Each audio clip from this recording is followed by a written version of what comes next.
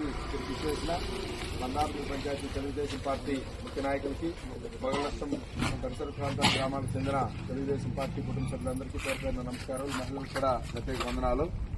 ఈ రోజు ఈ కార్యక్రమాన్ని చేయడానికి ముఖ్య ఉద్దేశం అంటే మన స్వర్గీయ నందమూరి తారక రామారావు గారు ఆంధ్ర రాష్ట్రానికి మంచి భవిష్యత్తు ఉండాలా, ఆంధ్ర ప్రజలను కూడా దేశంలో గర్వించదగ్గ స్థానంలో నిలబెట్టాలనే మంచి ఉద్దేశంతో ఆ రోజు కాంగ్రెస్ ప్రభుత్వం ఒకటే దేశమంతా ఉంటే మన రాష్ట్రంలో కూడా కాంగ్రెస్ ప్రభుత్వమే పరిపాలన సాగిస్తా ఉంటే చాలా ఇబ్బందులు పడుతా ఉన్నారు. ఈ కాంగ్రెస్ ప్రభుత్వం నుంచి విముక్తి కలిగించాలా, ఆంధ్రాన్ని సగౌరవమైన స్థానంలో దేశంలోనే నెంబర్ 1 స్థానంలో నిలపాలనే మంచి ఉద్దేశంతో తెలుగుదేశం పార్టీ అనే పార్టీని స్థాపించి 43 సంవత్సరాలు అయింది. అంటే 1982 మార్చి 29వ తేదీన పార్టీని ప్రారంభించిన మహనీయుడు రామారావు గారు. అందుకే ఈ రోజు ఈ పార్టీ ఆవిర్భావ దినోత్సవం అంటే తెలుగుదేశం పార్టీ పెట్టి 43 సంవత్సరాలు ఈ రోజుతో పూర్తయింది. 44వ సంవత్సరంలోకి అడుగు పెడతా ఉంది.